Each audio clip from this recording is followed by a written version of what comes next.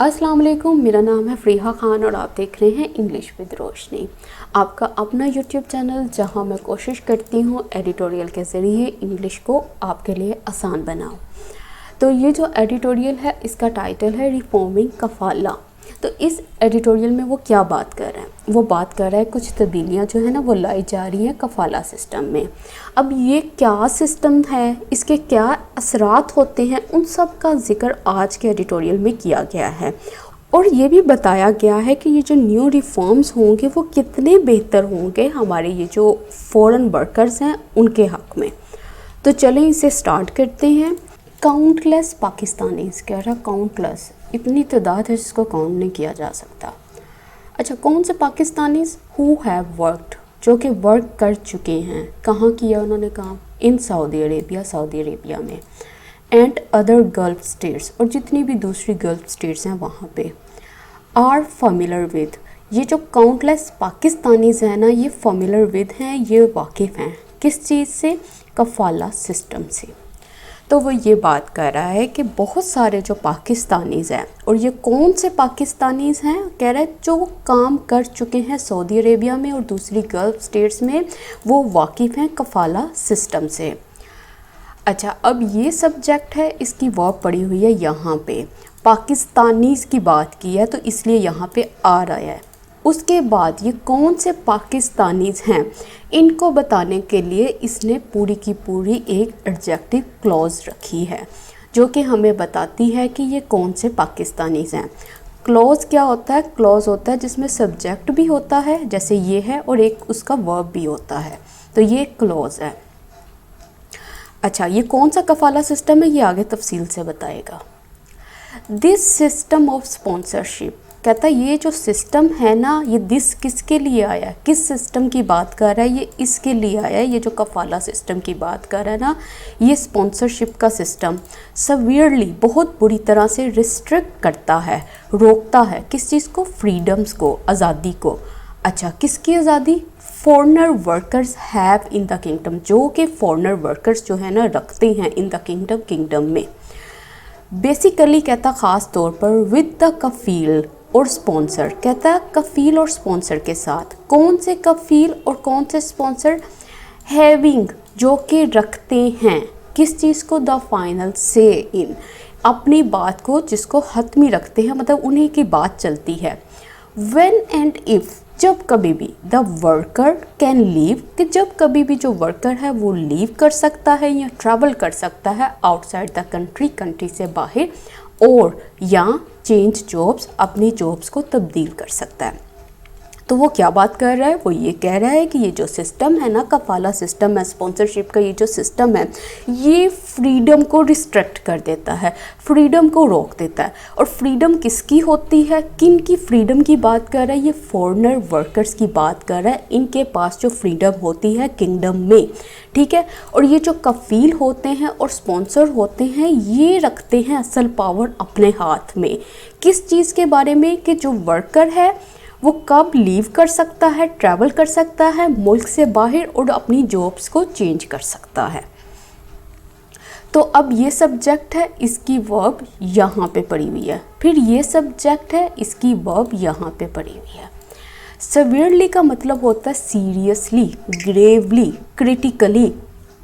जब बेसिकली मतलब बुनियादी तौर पर, फंडामेंटली, प्राइमरली, प्रिंसिपली, चीफली, इन सब का मतलब है बुनियादी तौर पर। अच्छा, द फाइनल से इनका मतलब क्या होता है? फाइनल से इनका मतलब होता है अपने पास अथॉरिटी रखना, ठीक है, पावर रखना।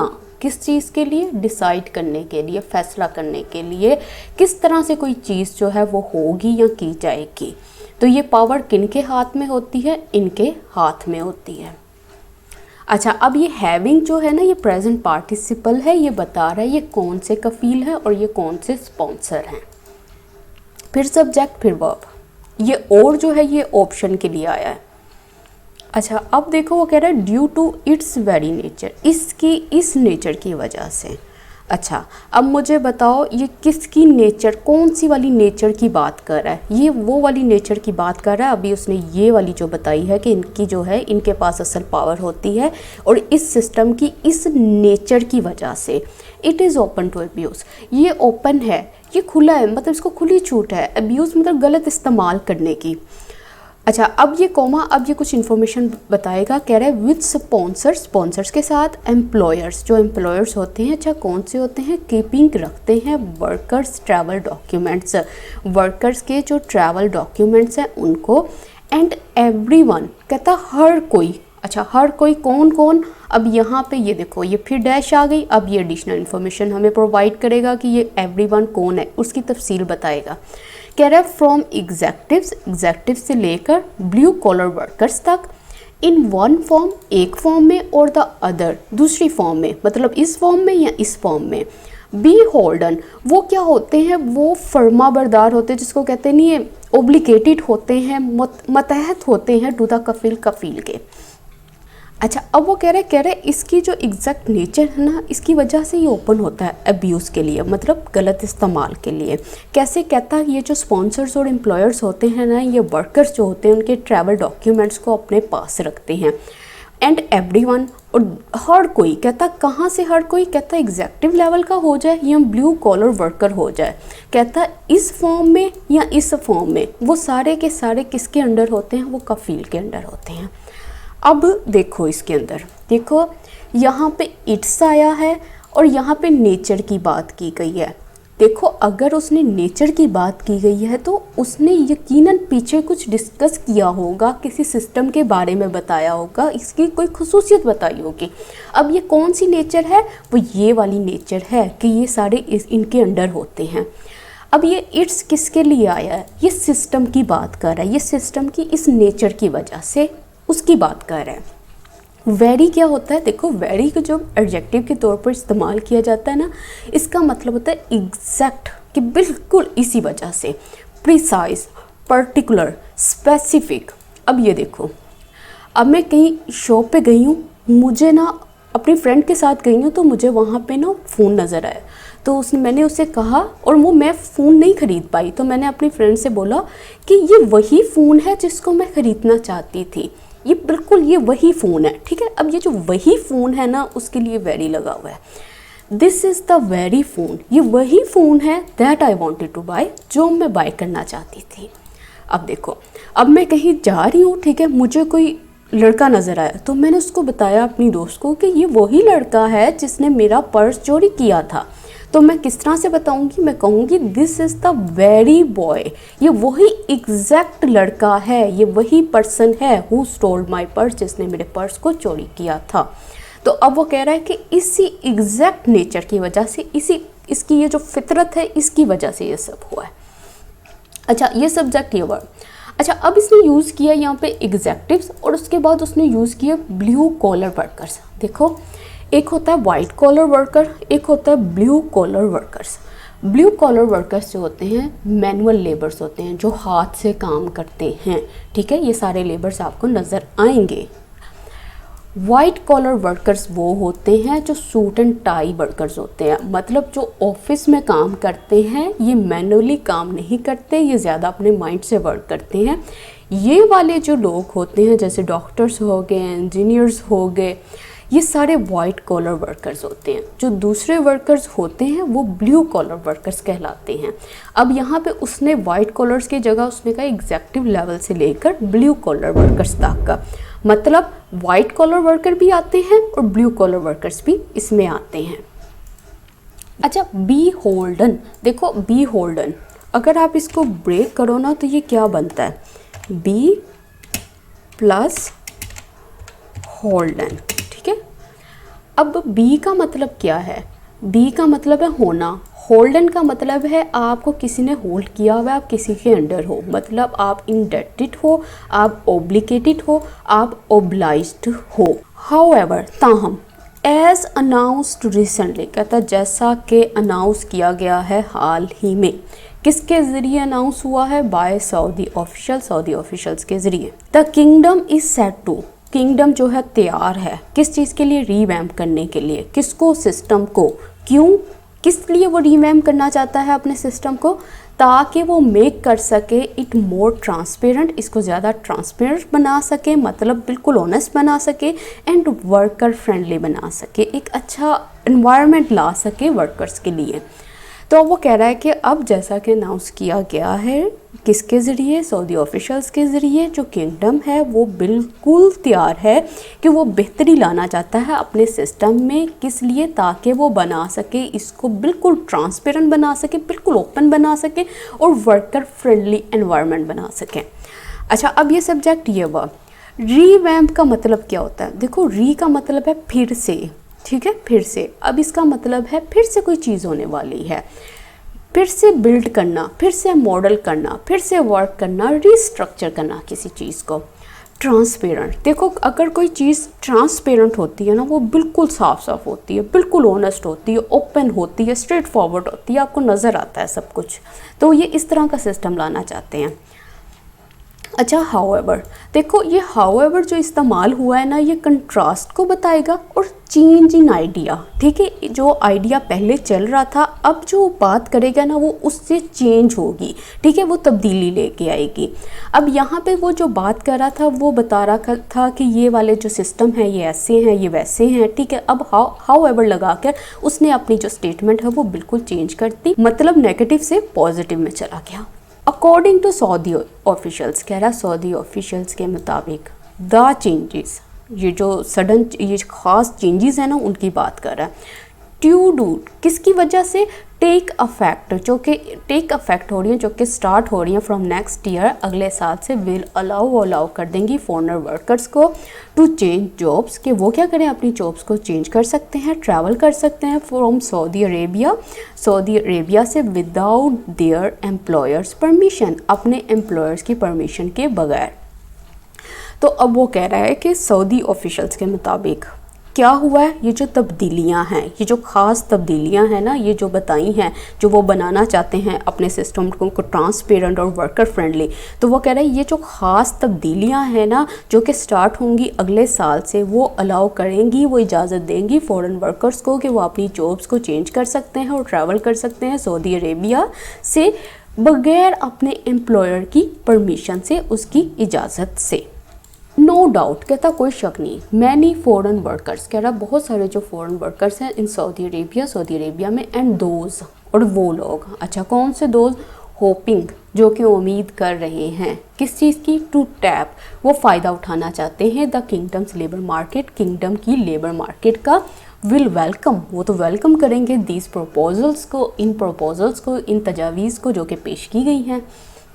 तो अब कह रहा है कोई शक नहीं है, बहुत सारे फॉरेनर वर्कर जो सऊदी अरेबिया में हैं, और कौन से वो लोग जो कि उम्मीद करते हैं कि वो फ़ायदा उठाएंगे किंगडम की लेबर मार्केट का, वो क्या करेंगे, वो वेलकम करेंगे इन तजावीज़ को। अच्छा, अब ये हमारी वर्ब हैं और इसके कितने सब्जेक्ट हैं, एक सब्जेक्ट, दूसरा सब्जेक्ट, ये दोनों के दोनों क्या करेंगे, ये वेलकम करेंगे। अच्छा, अब देखो ये होपिंग क्या है, ये प्रेजेंट पार्टिसिपल है, यहाँ ये हमें ये बता रहा है कि ये कौन से दोस्त लोग हैं। अच्छा, उसके बाद ये देखो टैप करने का मतलब क्या होता है, देखो एक टैप होता है, एक एक्सप्लॉइट होता है। टैप करने का मतलब होता है फ़ायदा उठाना, लेकिन पॉजिटिव वे से, किसी चीज़ का फ़ायदा उठाना पॉजिटिवली, मतलब सही। और एक्सप्लॉइट का मतलब होता है किसी चीज़ का फ़ायदा उठाना नाजायज़ तरीके से। तो अब ये पता चल गया टैप और एक्सप्लॉइट मतलब दोनों का यही है, फ़ायदा उठाना, लेकिन टैप का मतलब है जायज़ तरीके से, एक्सप्लॉइट का मतलब है नाजायज़ तरीके से। Over a million Pakistanis work in the kingdom, कह रहे हैं मिलियन से भी ज़्यादा पाकिस्तानी जो हैं वो काम करते हैं किंगडम में। एंड दीज चेंजेस, और ये जो तब्दीलियां हैं टू सऊदी लेबर लॉज में, विल बी कीनली फॉलोड, उनको तो बहुत ईगरली, बहुत ही जोश से फॉलो किया जाएगा इन दिस कंट्री, इस कंट्री में। तो वो बात क्या कर रहा है, सिंपल सेंटेंसेस है, मेरा नहीं ख्याल इनको दोबारा बार रिपीट करूं। तो ये सब्जेक्ट है, ये इसकी वर्ब है, ये सब्जेक्ट है, ये इसकी वर्ब है। अच्छा, इसके बाद क्या है, कीनली का मतलब होता है इन एन ईगर और एंथुसियास्टिक मैनर, कि बहुत जोश भरे तरीके से ना इनको फॉलो किया जाएगा कंट्री में। As it is currently being practice, जैसा कि हाल ही में ये चीज़ें जो हैं ये इनको प्रैक्टिस किया जा रहा है। द कफाला सिस्टम इज़ आउटडेटेड, कहता है ये जो कफाला सिस्टम है ये आउटडेटेड है, ये ओल्ड फैशन है। And not in line with, और बिल्कुल मुताबिक नहीं है किसके, मॉडर्न लेबर लॉ, जितने भी नए जदीद लेबर लॉज हैं उनके मुताबिक नहीं है। तो वो क्या बात कर रहा है, वो कह रहा है कि ये जो चीज़ें हैं ना ये प्रैक्टिस की जा रही हैं, करंटली जो है ना इन पे अमल किया जा रहा है, और ये जो कफाला सिस्टम है ये एक तो आउटडेटेड है, और दूसरा जो सबसे इम्पोर्टेंट बात ये है कि जो भी नए जदीद लेबर लॉज बनाए गए हैं ये उनके मुताबिक बिल्कुल नहीं है। तो ये सब्जेक्ट, ये वर्ब, सब्जेक्ट वर्ब।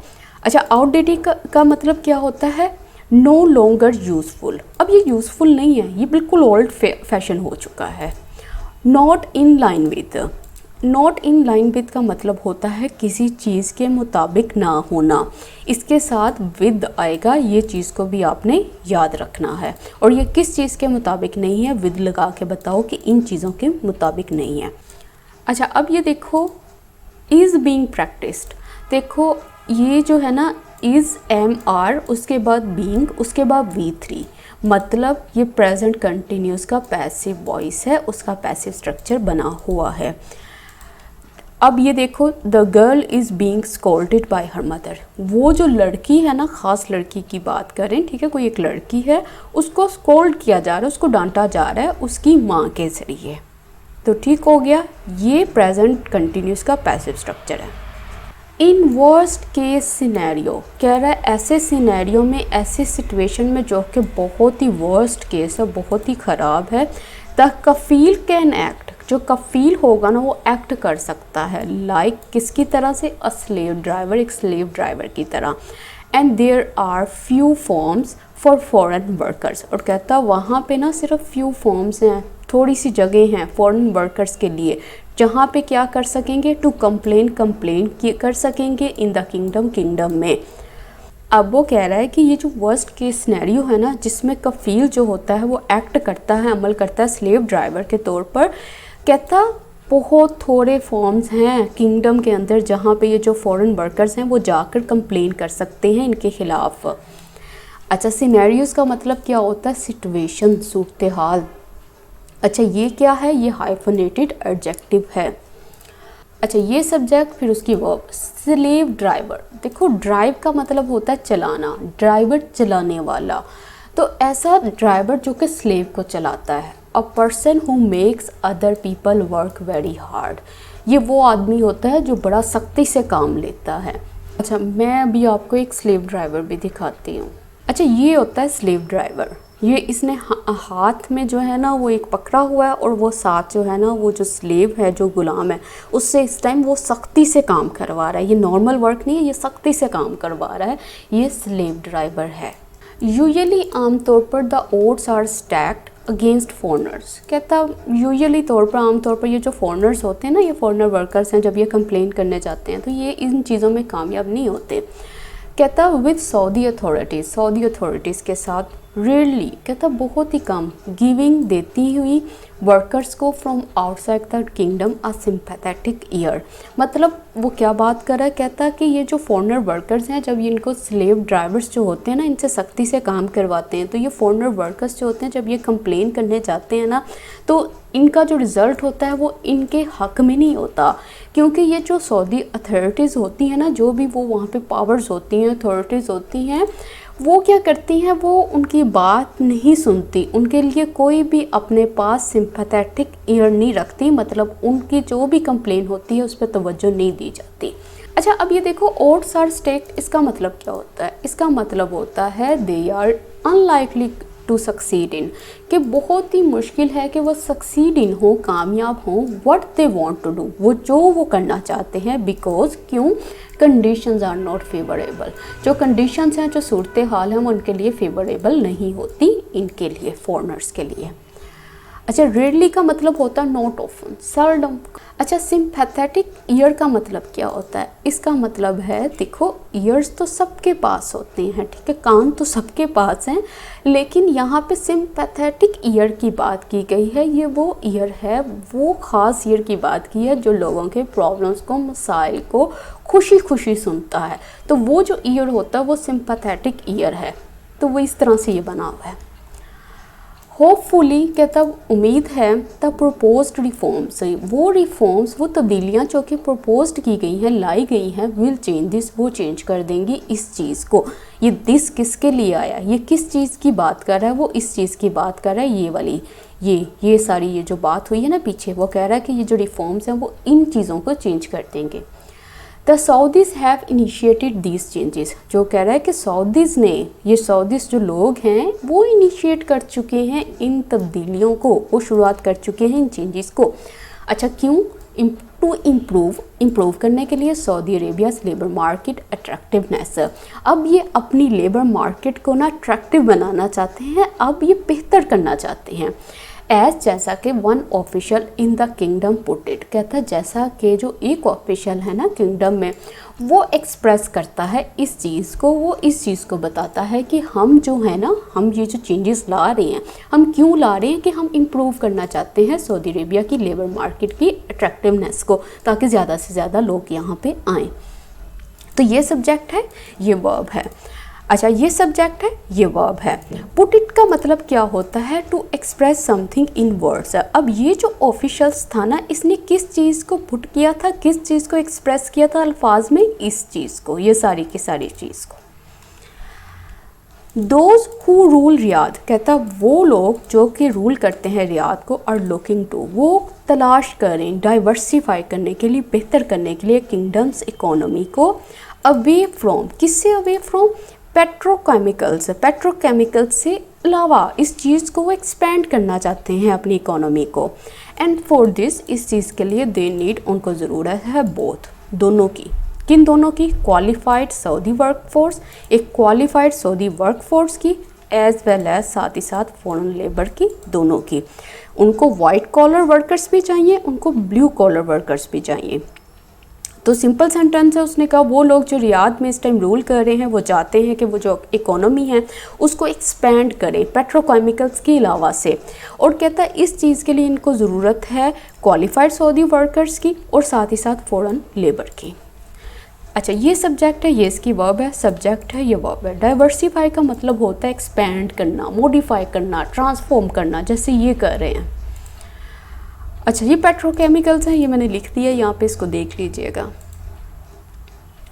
हाउएवर, ताहम, to attract the best and most able foreign workers, कहता अब अट्रैक्ट करने के लिए सबसे बेस्ट और सबसे एबल फॉरेन वर्कर्स को, there must be visible changes to Saudi labour market, कहता वहाँ पे होनी चाहिए, लाजमी होनी चाहिए वाजिया तब्दीलियाँ। कहाँ होनी चाहिए ये तब्दीलियाँ? सऊदी लेबर मार्केट में।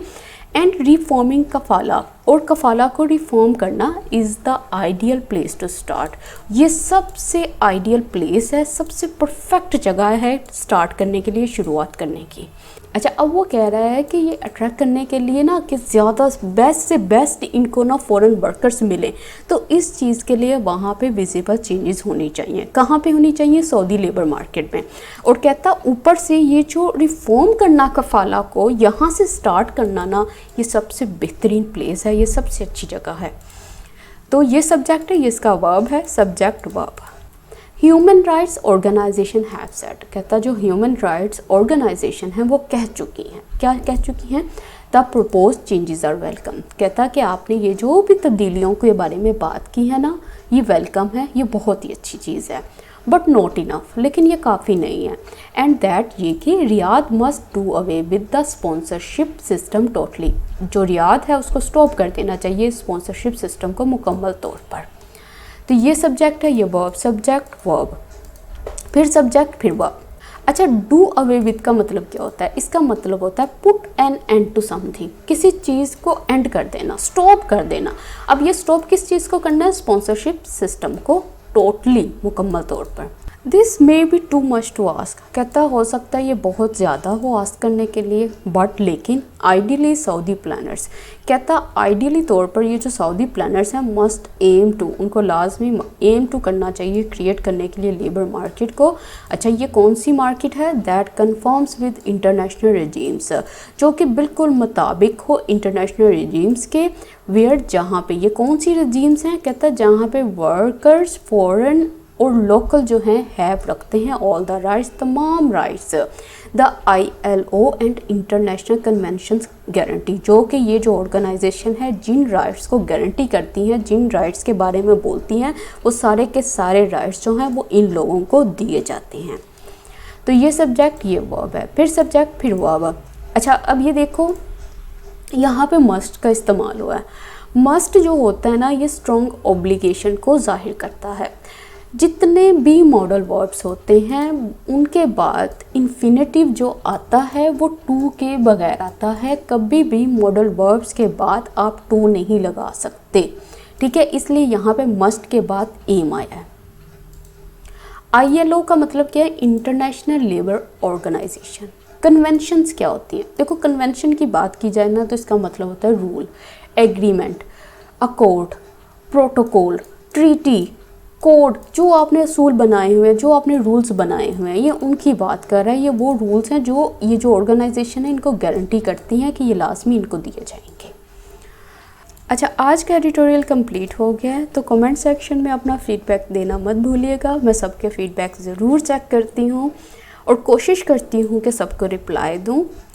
और इसके साथ ही मुझे इजाज़त दें। अल्लाह हाफिज़।